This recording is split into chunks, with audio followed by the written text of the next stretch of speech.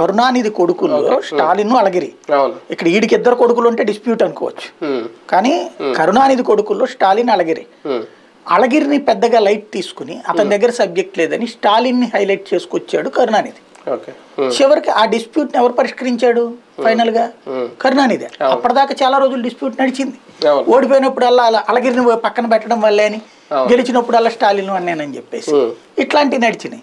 అట్లాగే తెలంగాణలో కూడా చూసుకుంటే డిస్ప్యూట్ అప్పటి నుంచి నడిచింది. దాదాపు 7-8 ఏళ్ళు.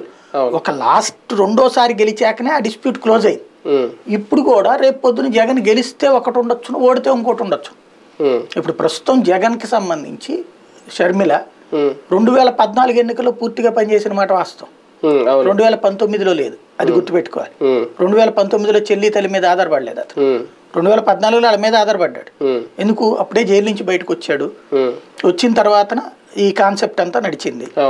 కాబట్టి ఆ టైంలో ప్రచారం గిచారం అంతా కూడా ఏది జైలుకి కొద్ది నెలల ముందే కదా కరెక్ట్గా వచ్చింది. ఆ హడావిడి ఉన్నాడు కాబట్టి ఆ టైంలో మొత్తం కుటుంబం మీద డిపెండ్ అయ్యాడు. అప్పుడు వైవి సుబ్బారెడ్డిని ఇచ్చాడు టికెట్, ఆ రవీంద్రనాథ్ రెడ్డికి ఇచ్చాడు, అందరినీ మొత్తం ఓ రకంగా కుటుంబం మొత్తం నడిపాడు.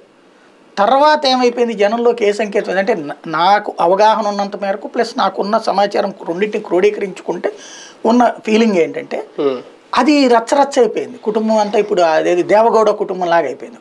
కుమారస్వామి ఒక పక్కన, పెద్దోడు ఇంకో పక్కన, ఇంకొకడు ఇంకొక పక్కన, అందరూ పదవులు కావాలని వెంపర్లాడటం. చివరికి ఆ ఏరియాలో ఉన్న కార్యకర్తలు నాయకులకి అప్పటిదాకా కష్టపడ్డోడికి ఆడికి సీటు తీసేసి ఇళ్ళకి ఇచ్చేయడం.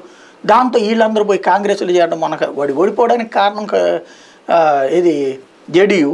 అది one of the main reason అంత దారుణంగా ఓడిపోవడానికి. ఎందుకంటే ఏళ్ల తరబడి పార్టీ నమ్ముకుని వాడు పనిచేస్తాడు. వీళ్ళ కుటుంబంలో ఉన్నటువంటి మనవడో మనవరాలు లేకపోతే